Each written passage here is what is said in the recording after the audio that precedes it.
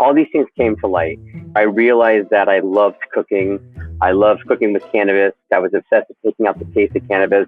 So all those things in my mind were like, all right, it's time. Like, you should be a cannabis chef. And that was the universe telling me that it's really time to pivot and move on to what I'm supposed to be doing. And I love what I'm doing now. I mean, it's like, I don't have any trepidation when it comes to it. I'm obsessed with it. I'm obsessed with creating new products in this space.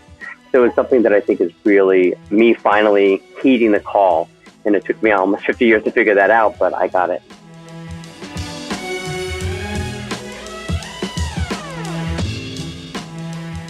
Before any world-changing innovation, there was a moment, an event, a realization that sparked the idea. Before It Happened is a show about that idea. Each week, we take a deep dive into a singular light bulb moment that inspired the visionaries to push forward and change our lives. I'm your host, Donna Loughlin. Nearly 20 years ago, I launched a public relations firm with the sole purpose of helping visionaries tell their stories to the world. Now, 2 decades later, I want to share those stories and more with you. This podcast takes you on a journey before it happened with the innovators who imagined and are still imagining the future. Ever since I was a child, I was curious about so many things. I spent hours in the garage, at science fairs, sifting through popular science, popular mechanics, and pretty much any journal I could get my hands on, exploring and discovering how things work. From transportation and AI to just about anything you can put in your home, office, or pocket. On this show, you'll hear from the innovators themselves as they tell their stories of how they brought those visions to life. Grab your passport and let's go on a journey together.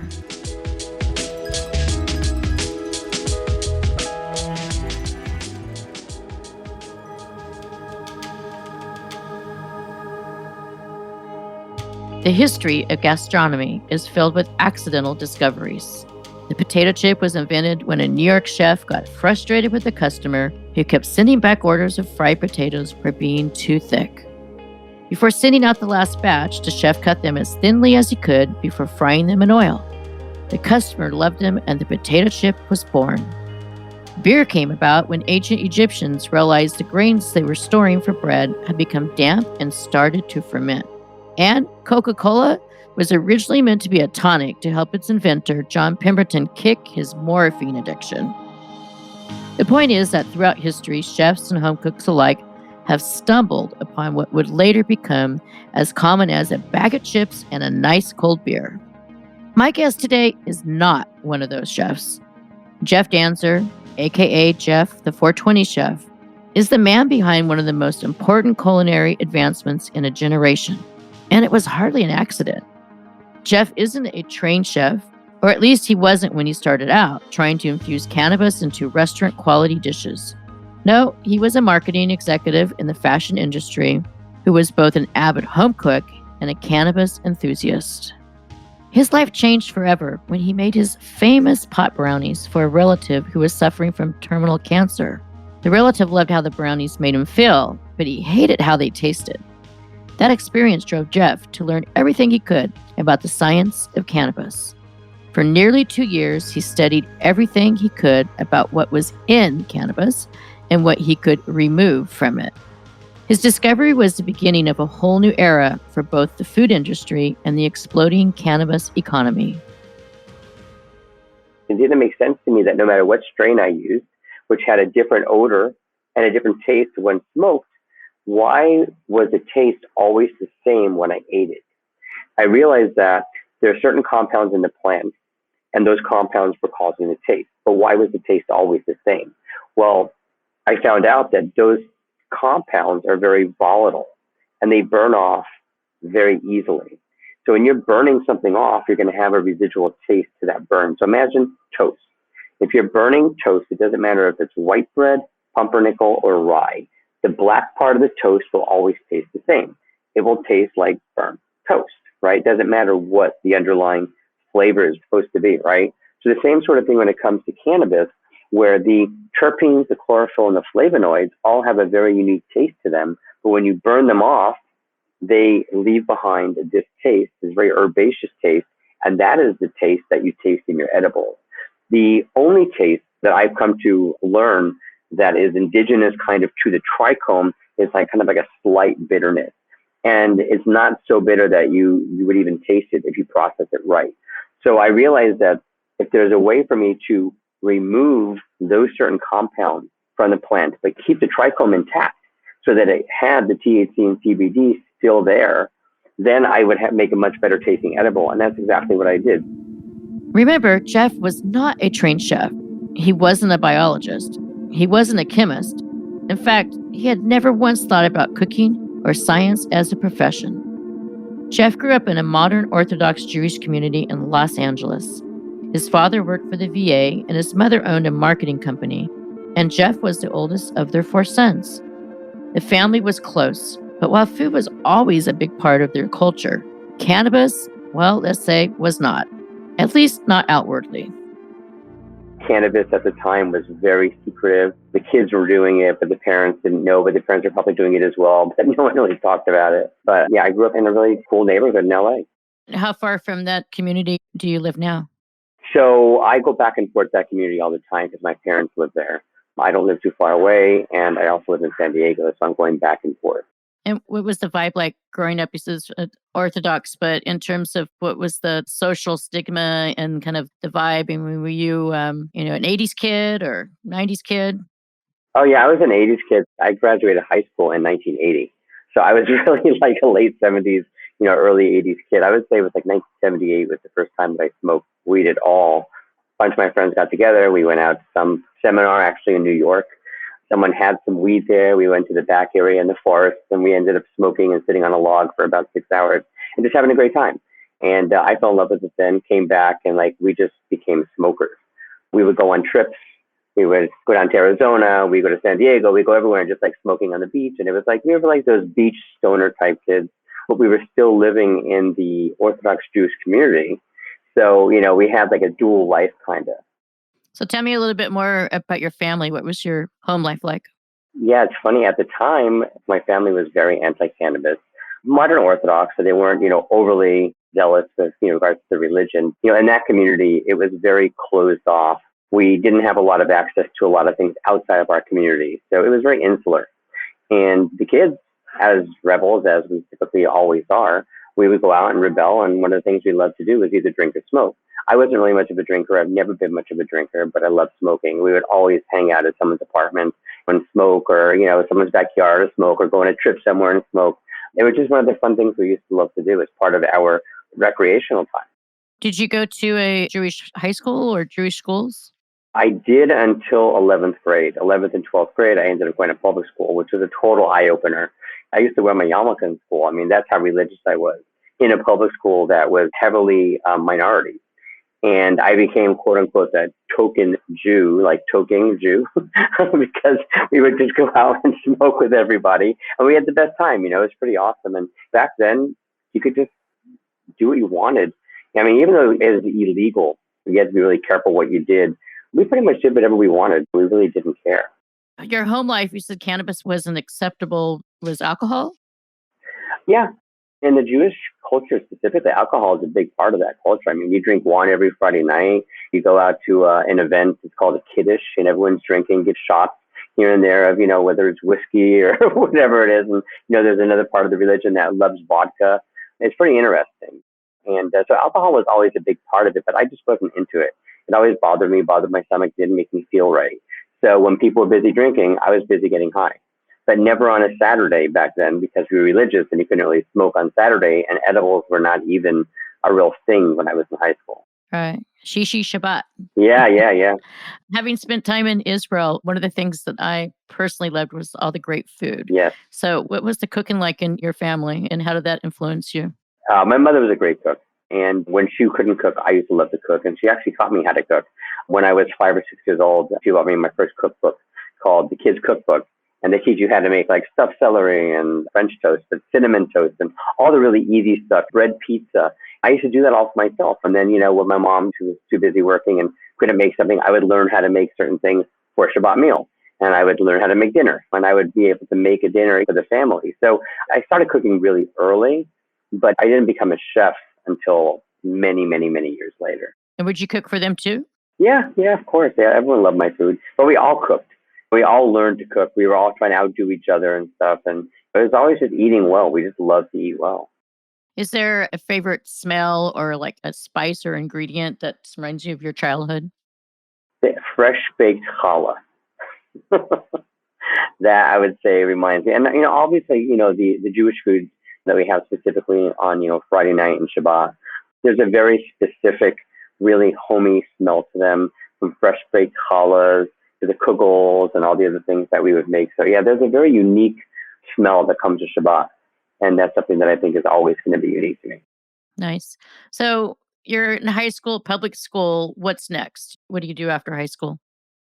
So after high school, I decided I'm going to move to New York. And I went to Yeshiva University, applied to a Jewish university. I ended up going to both Yeshiva University and Touro College, so two Jewish schools. My father forbade me to go to a regular public college, even though I wanted to. He really wanted me to be in a Jewish environment, so that's what I did. In between those, Yeshiva University and Touro College, I went to Israel for about a year and a half, spent a year and a half just tooling around, going to school there and having a great time and just becoming an individual person, independent of my family and everything else, and making my friends group. And like everybody does at that age, you grow up and you all of a sudden get out into the world and you start realizing that there's this much grander world out there. Mine happened to be Israel. And then when I came back from Israel, the world opened up further when I moved to New York City as an adult after school. And when you went to Israel, was that a kibbutz or was that to be in the military? Or? So yeah, I started on a kibbutz. I started milking cows on a kibbutz. Did that for about 6 months, and I ended up going to yeshiva out there, which is an Orthodox Jewish school. And it's typically the trajectory that most Jewish kids will take. When they finish high school, in between high school and college, they go to Israel for a year. So I ended up going to having a year in New York first, and then going to Israel, and then coming back to New York. So it's a very different lifestyle. For lack of a better word, I would say that it's something that is typical within that community. That's typically the way that Orthodox Jewish kids do it. Yeah, I used to take the Shishi Shabbat shuttle to Tel Aviv Uh-huh. or to Haifa for work. And I was living in New York, and I would be the only one that wasn't Orthodox on the plane sometimes, but it was just such a beautiful, colorful culture. And I could smell all the food on the plane. And I was just like, oh. Yeah, people always bringing food to each other. And yeah. Yeah, I'd make friends. It was great. So how did that experience influence you? And then where did you go with that knowledge next? Did you come back to the United States? Yeah, I tell you, that experience was just like the most freeing experience in my life. I was on my own. We would do whatever we wanted. I also play piano. I've been playing piano since I'm 8 years old. And I brought with me to Israel this really cool portable electric piano. We would go everywhere with it. Me and my friends literally would travel to Israel making money with my piano. Like I would sit there in the city square. I would play piano and sing. People would give us money, and then we go to the next place. So we ended up going from Jerusalem to Tel Aviv to Eilat to all these different places around Israel just based on me playing piano. And it was a lot of fun. It paid enough for me and 3 friends to just travel throughout Israel when we had our free time. That's amazing. What kind of music do you play? I play almost anything, but I like to compose. And the music I'm composing now is more like epic movie score type music. So the music you would hear in the background of a movie or to lead off a movie or as a score, I'm just enjoying that. It's like my biggest hobby. Maybe we need to get you to write a score for the podcast. Maybe. That would But be they're cool. really epic. I love it. So you leave Israel, you come back to the U.S. Is this where your fashion career starts? Well, not really. So kind of. I come back to New York. I ended up, obviously searching for something. At that age, you don't know what you want to do. And at first I was a headhunter. I figured what better way to figure out what kind of jobs are out there than to help other people find jobs and see what people are looking for. So I became a headhunter, did that for about 2 years until I found a job that I thought could be pretty awesome. At the time, I was dating women, and I had an amazing girlfriend who ended up becoming my wife. And I figured I would do something that would maybe get her some jewelry. So I went into the jewelry business. Ended up working for a pearl company, becoming vice president of marketing for that pearl company. She got tons of pearls out of it, Then as my kids were born and they got older, I started working for toy companies and licensing companies and started getting stuff for them. And I would just do things because I loved the marketing aspect of it, but I wanted to be able to bring something back, right? Bring something to my family, and I wanted them to benefit from what I was doing. So I got into that. And then at some point in time, I just decided that I needed to find something that I really enjoyed for myself. And I started getting into fashion. And it was one thing led to the next until I got into that fashion business, but I ended up working with a company called Two Exist Underwear. And Two Exist Underwear is a men's underwear brand that took over a lot of space from Calvin Klein. When I got there, they were a very small business, but I literally jumped into that head first, feet first. The founder of the company and I really built that company from like a $2 million company to $30 million over about a 6-year period. And then I really became like that adult. I ended up getting married. I had 3 kids. That ended up spending about 30 years in the fashion industry, specifically in the underwear realm, so to speak. And then from there, I needed a little more adventure. So I started working for a base layer company, which is the underwear that you would wear in extreme environments, like Mount Everest. So I climbed Mount Everest, and what I would do is I would hire, or we would sponsor athletes for whatever we did to promote our business. So for example, the underwear business, we sponsored Jason Sehorn. He ended up becoming he was a football player who played for the New York Giants. And he ended up becoming like the poster boy for Two Exist Underwear and really helped us get that way into the stratosphere. On the other side of it, when I was working in the base layer business, we sponsored people like Eric Larson, who did Mount Everest and the Arctic and the South Pole, in North and South Pole, all in 1 year to bring awareness to global warming, right? I went with him to Mount Everest. I climbed up to the base camp and then the second base camp while he ended up summiting. So that was an incredible experience. And then with him, I also did other adventures because I wanted to experience new things in the world, not just my job. I ended up camping out in the Arctic with him in Churchill, which is an incredible thing with polar bears and northern lights and, being in minus 30 degrees in a tent with like 5 other people. But on that trip, I was the cook. And I cooked for everybody, and we had a great time. And I was like, wow, people love my food. They love what I do. I wasn't cooking with cannabis; it was just cooking. And they invited me to come back again to cook on other trips. And I was like, oh, this is pretty cool. And I really started realizing that cooking was something that I had a passion for, that maybe I could do something with. Wow. Did you ever think about going to culinary school? Never. It was not even a thing. I love cooking. I cook for friends. I cook for family. I love doing that stuff. I was always the guy at the barbecue, behind the barbecue. I love that stuff, but I never considered it as a career. I didn't even consider it until the day before I considered it. I mean, literally, I was trying to figure out for myself what I want to do. I was done with fashion. I was burnt out of it. I pretty much accomplished everything that I could, I thought, in the fashion industry at that point. And I'm like, God, what am I supposed to do? So now you're an adult, you're a family man, and is cannabis still part of your life? Yeah, I was always a smoker. I would always prefer to smoke instead of drink when my friends would go out and drink. It just became part of my lifestyle. I loved weed. I would even make my own edibles on the side just for me and my friends. We would just make brownies and cookies. There was nothing else more to it, except for I also became known for, I don't know if you know what a cholent is, but what that is it's kind of like a Jewish chili that people eat on Saturday. And I used to make an infused cholent. Basically, I would just take the weed, and I did not know what I was doing at the time, but I would stick it into the crock pot with all the beans and the meat and the barley and everything else that goes into it. And the next day, just serve it, and we'd all have a wonderful day because we were all super high from it. So it was pretty interesting how that worked. And I didn't understand the science behind it until, like I would say 15 years ago. But just knowing, that we were doing that then was pretty awesome. So I've always been cooking with cannabis, I can say, since I started cooking as an adult. So let's talk a little bit about the pivot. So my understanding, there's a family member who was ill. Yeah. Can you talk about that? Yeah. So there was a family member that was suffering from terminal brain cancer. He didn't want to smoke. He wanted to medicate, but he hated the taste of the weed and edibles. Started out making him brownies. My kid's stepbrother. And he told my son that I can't eat this. I can't. I hate the taste. You guys got to figure out a way to take out the taste. So we figured out a way to remove the taste. It took me about 18 months to do it. Unfortunately, he never got a chance to try it. But that one comment was the catalyst for me to figure out how to remove the odor and taste of the weed from our edible so that only the food shined and the taste of the cannabis did not overpower the taste of the food.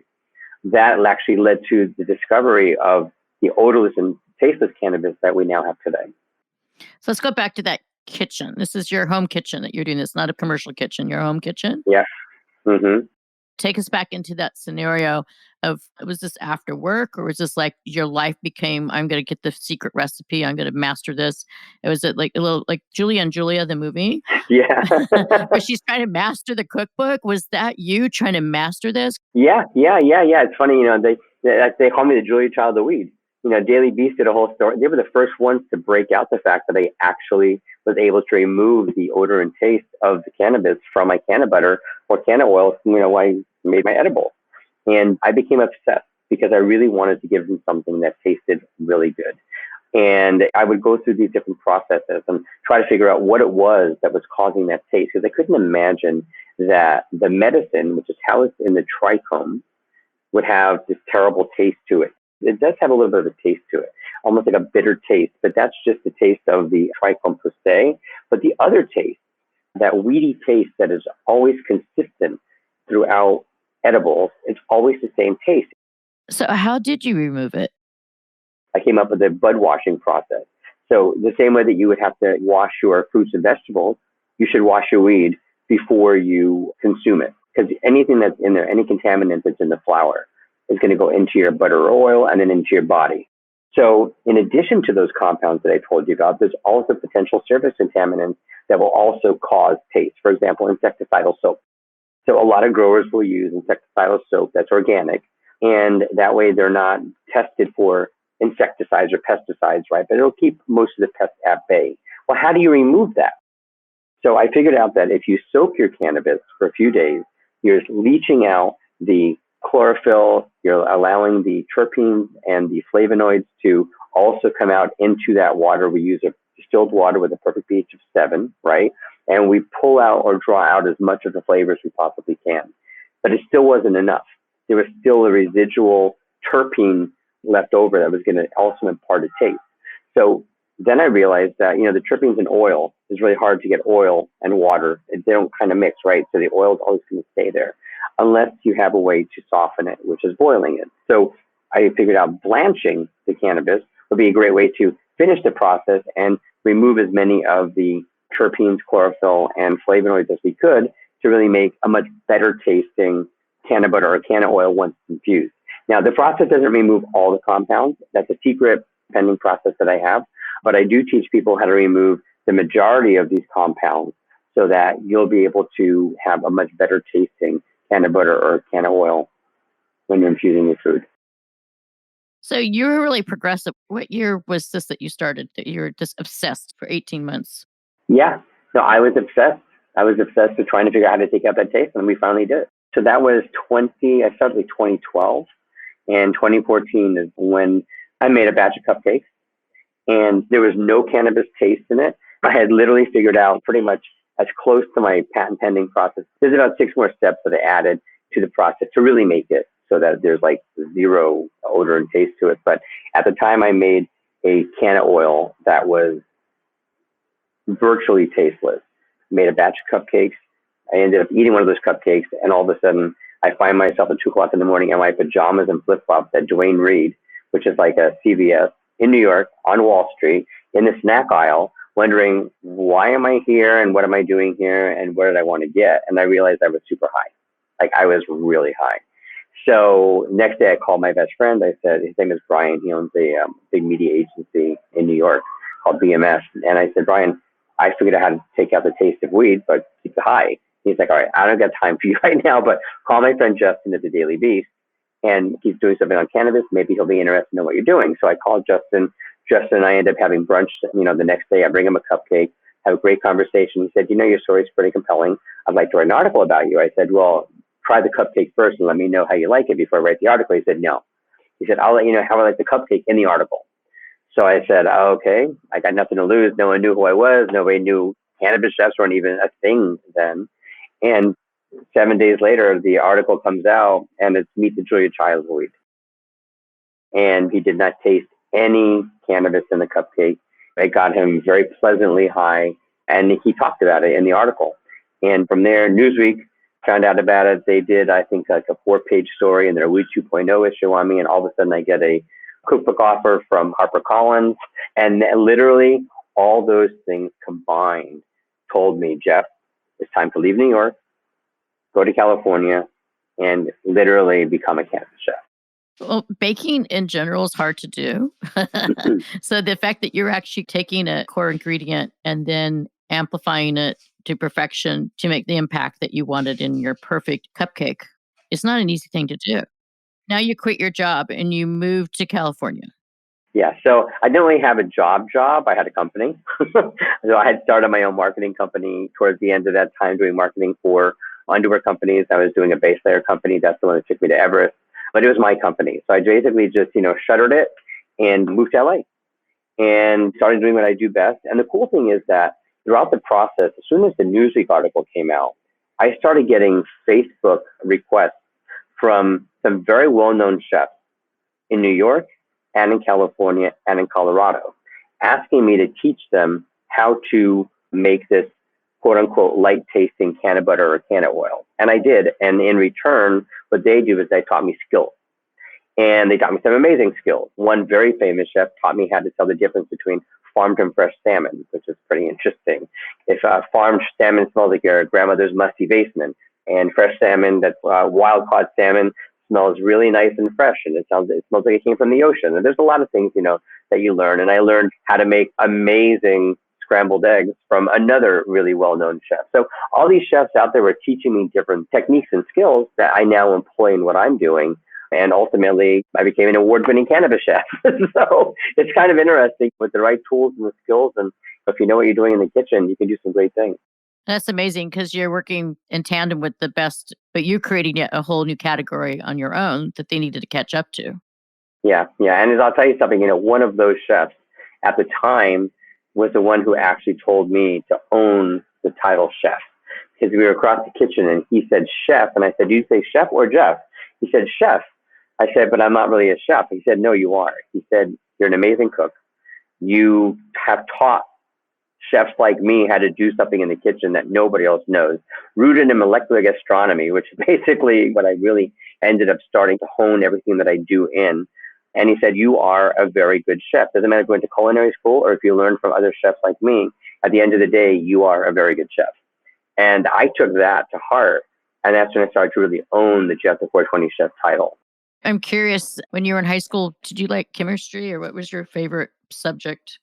I loved chemistry, but it wasn't my favorite subject because of all the math and everything behind it. I just wasn't really into it. Now I'll tell you, math for what I do is very important. I just launched not too long ago the THC calculator, which is free on Android and iOS. So if you just download it on your phone, if you want to make your own edibles, and it's the most accurate calculator out there for people to figure out the potency of their homemade edibles.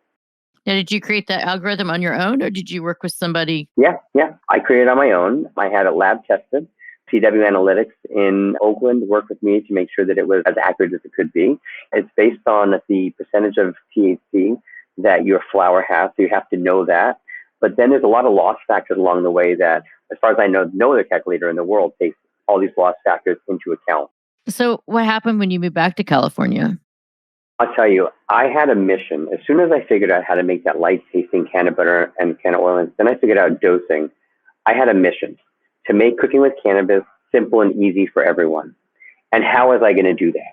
And I feel like I was given the opportunity to create all the tools that I need to be able to do that. So the first thing out of the box was letting people know that this is something, light tasting canna butter, canna oil, how to make it. We did some videos on that. That was the first thing. The second thing we did was we got the cookbook. And the cookbook not only talks about the plant and talks about, how do you see it as an ingredient and the different compounds within the plant, and then why we do what we do to create a great tasting canna butter or canna oil, but also has a recipe for that light tasting canna butter and canna oil. But even more so, it goes several steps further, where if you follow the recipe and you know the potency of your cannabis, every recipe will tell you the potency per serving of what you're creating.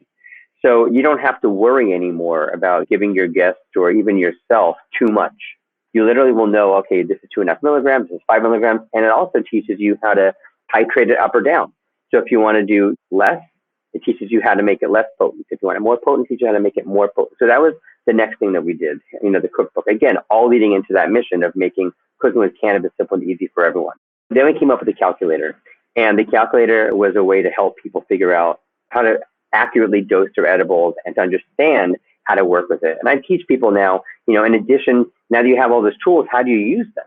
Right? So if you know how potent your canna butter or canna oil is, just because your stick of canna butter is, let's say, 1,000 milligrams, you're not going to use the whole stick to make a batch of brownies unless you want to make really potent brownies. But if you, let's say, you use a quarter of a stick, and it's 250 milligrams, and you fill the rest of your recipe with non-infused butter, now you've got the 250 milligrams. You divide that up, let's say, between 25 little brownies, and you've got 25 10 milligram brownies. Or if you want us to take it one step further and you want to, let's say, make wings, like my hazy Thai wings, how do you make sure that each wing is dosed, let's say, at 1 or 1.5 milligrams a piece? Use an eyedropper.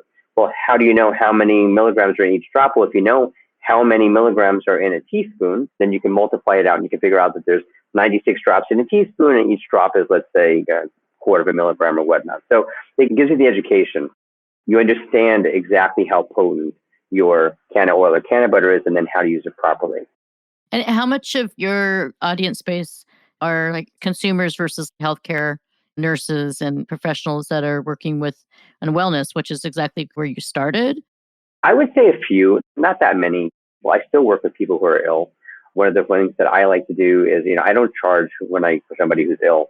I want them to take what I'm able to give them and enjoy it. And maybe it'll help their quality of life a little bit. And I enjoy doing that. I think that people, if they're looking to enjoy cannabis-infused edibles for wellness, there's a very different way that you would cook versus someone who just wants to get high on their edibles. And you've also got to be really cognizant of what they can and can't eat. I mean, certain patients that I cook for, they can't have any sugar. And if I'm making some of my sweeter recipes, how do you do that for them? And there's different ways, obviously, that we can substitute instead of sugar. Sometimes we can use brown rice syrup, or we can use maple syrup or honey, or depending on what their diet allows for. But as I got deeper into this, I started getting more into the nutrition of cooking for them, not just the infusion. So the infusion was the medicinal part that made them feel good. But if they're not tasting it, I better make sure the food that I'm making for them tastes really good and is made in a way that they can actually enjoy it. Well, and also the consistency. So talk about consistency and like user experience, quality versus quantity. Can you talk about that? Yeah, consistency is what it's all about.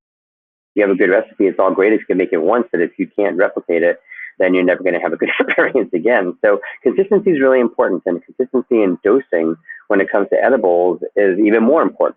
You need to make sure that everything that you're doing is consistent. And I'm privileged now because I can send out all of my oils and butters for testing before I even use them.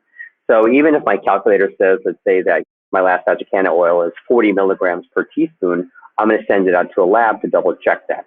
And it's usually pretty accurate. I would say within 2 or 3 points on either side. So if the calculator says 40 and the lab comes back with 37 or 42, that's still within the range. Consistent dosing is really important. Obviously, when you make food, there's usually consistency to it because you know what you're doing and you're used to making specific foods unless you're following a new recipe. But when it comes to dosing, consistency is really important because you want to make sure that you're not giving anybody, including yourself, too much or too little. So you want to make sure that your dosing is very accurate. So I have the ability, the luxury of having my oil and butter tested at a lab as well. And the lab test will come back usually within a point or two of the calculator. So I know the calculator is very accurate. So that's why I'm able to say, okay, if you're cooking at home, use my calculator to get an accurate read for, how potent your cannabis-infused edibles are. But consistency is key. In 2019, Jeff decided it was time to take the learnings he'd received from trained chefs and launch a restaurant concept of his own. He got a license to open up the world's first cannabis edibles restaurant in West Hollywood. While he was still building out the space and fine-tuning his menu, he started hearing about something called coronavirus. He was forced to push back the opening, but the downtime gave him an opportunity to pursue another venture he had been thinking about. We were hoping to open April 20th, 2020. On March 19th, 2020, they came to us and said, hey, there's a virus going around. Everything's going to have to shut for a few months. We'll let you know when you can start up again. It's now been about, I'm going to say 16 months since then, 17 months since then. And we had a major, I'm going to say, pivot with our investors. We changed, things changed hands here and there. And to make a long story short, the restaurant lounge that's planning on opening is probably not going to open, at least not the way that I thought it was going to open. And right now that's all in limbo. But part of what happened during COVID was that we were also told by the state right before this happened that we would not be able to sell pre-prepared infused foods that were prepared in the kitchen by the chef. The only thing that we could do was serve pre-packaged edibles that people could either eat or add to their food. So for example, if you were ordering a chocolate fondue, you could order an infused chocolate bar, 10 milligrams, 20 milligrams, whatever it is, mix it into your fondue at the table. You did it yourself as a guest, and therefore you'd be dosing yourself. They did not want us dosing the consumer or the guest. So I came up with something new. I had figured out that my culinary the cannabis that I was working with didn't really have much of a flavor, but what if there was a way that I could flavor it and make it edible? And what if there was a way that I could flavor it and make it smokable, but without any additives, without adding any flavor to it? And I came up with a process that's now patent pending, also rooted in molecular gastronomy, where I'm removing all of the compounds responsible for the odor and taste of cannabis, leaving the trichomes intact along with the cellulose of the plant, and then making it so that without giving away the secret, I can make that cannabis taste and smell like anything I want. For example, oregano, basil, thyme, cloves, cinnamon, you name it, I can make it taste just like that without adding any, for example, oregano oil, or without adding any crushed oregano into it. It's pure cannabis that tastes like oregano. And then we do the same thing now for hemp. So that's the big story, is that now we have hemp flower, which is legal to sell around the world, especially since the 2018 Farm Bill. And that hemp flower is not infused with CBD. The hemp flower is inherently chock full of CBD. So it's really the only true hemp edible flower product that has CBD in it as part of it that tastes like something you're familiar with, like oregano. So we have no oregano, rosemary Jane, buzzed basil, hazy thyme, cinnamon. So we have, on the edible side of it. And I took it one step in the other direction to make it smokable. And I can make it taste like, for example, a clove cigarette. So it's like smoking a joint or a hemp stick. It'll taste like clove, but the smoke that comes out from it has zero cannabis or zero hemp odor.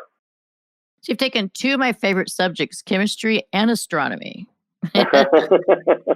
And you've managed to apply them to cooking, which is, cooking is a science and experience. But where are you going next? I mean, it's so amazing, your whole journey. Where are you taking the future of culinary cooking with cannabis? Is this international now? Yeah, I'll tell you, ultimately my goal is to be the McCormick of cannabis and hemp, to have entire lines that are 100% hemp that taste like the most familiar spices, but give you a daily dose of CBD. You can sprinkle our oregano on your pizza and get 12 milligrams of CBD with a little quarter of a teaspoon. It actually comes with it. So if you go to my website on just420chef.com, we actually are selling the culinary hemp right now. And oregano is the first one to come out. Rosemary Jane comes out next month. So we've got a bunch of different flavors of the herbs that will be coming out. On the cannabis side, we're licensing it. So we're licensing it out to companies all over the country in legal states for them to be able to manufacture the cannabis version, which would be chock full of THC. So you're leading an entirely new generation of the industry. How does that feel? Amazing. It really feels incredible. I'm teaching a lot of chefs now how to cook with cannabis.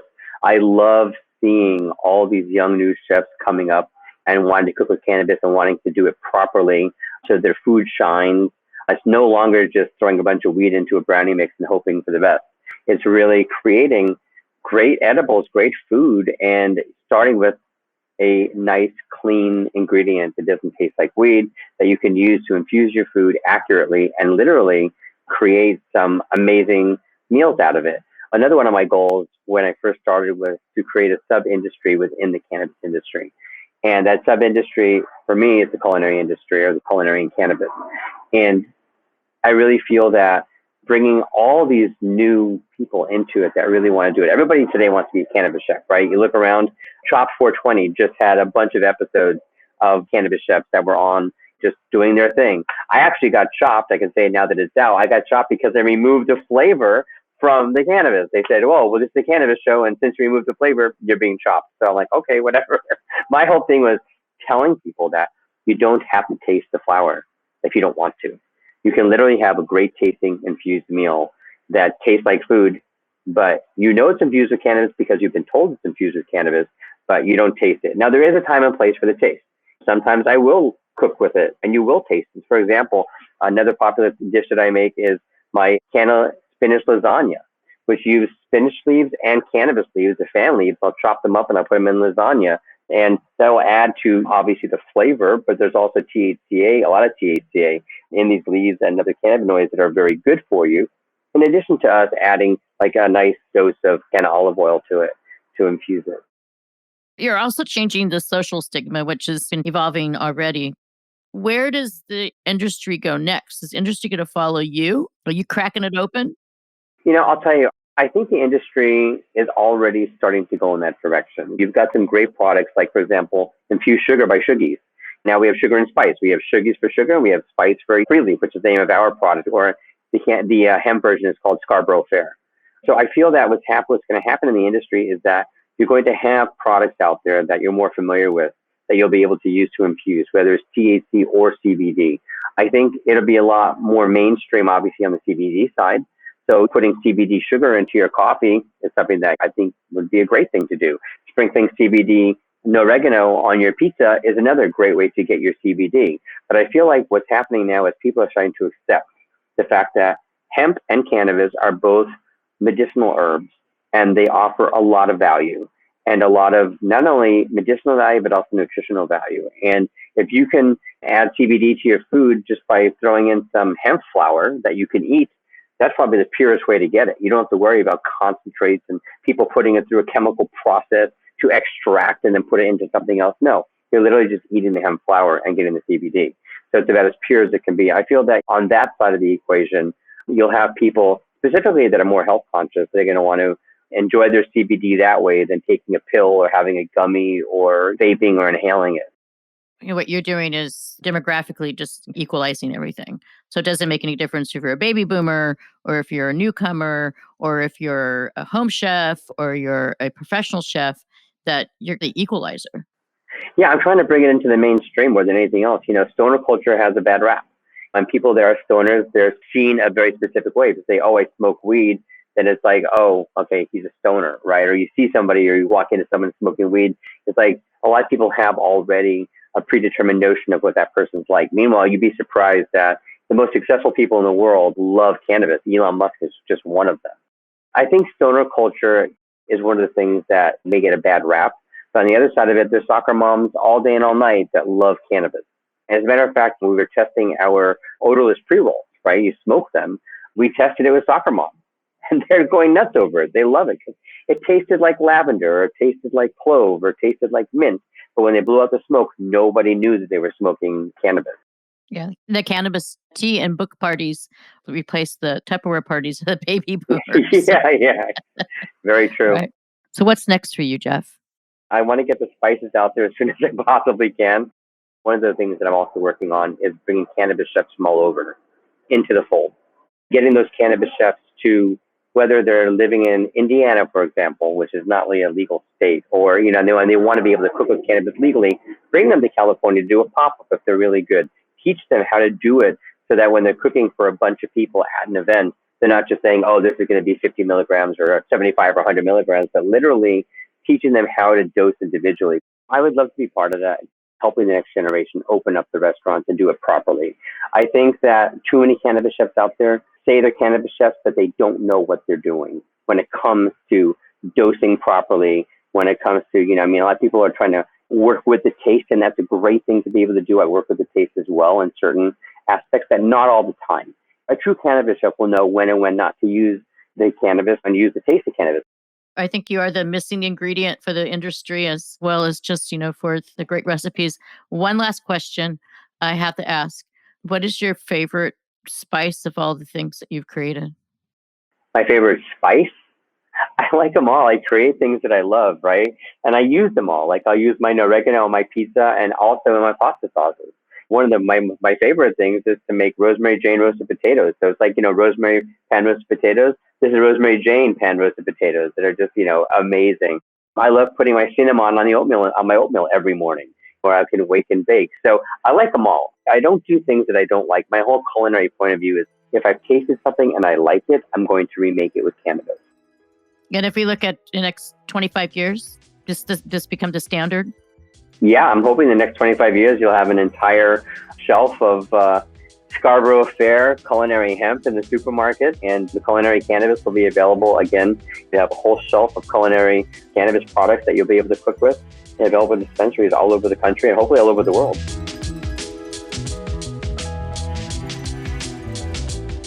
That was Jeff Dancer, the 420 chef. Initially, Jeff worried about the implications of putting his real name on his business. In fact, he says the 420 chef was originally a way for him to hide in plain sight. But once the business started taking off, he realized there was no reason to hide who he was or what he was doing.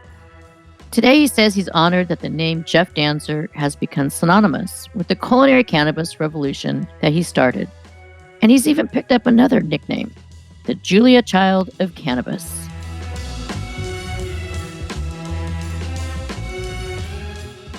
Before It Happened is produced by me, Donna Loughlin, along with Studio Pod Media. The executive producer is Katie Sunku Wood, and all episodes are written and developed by Jack Buer. Our show coordinator is Deanna Morency, with additional editing and music provided by Noda Lab.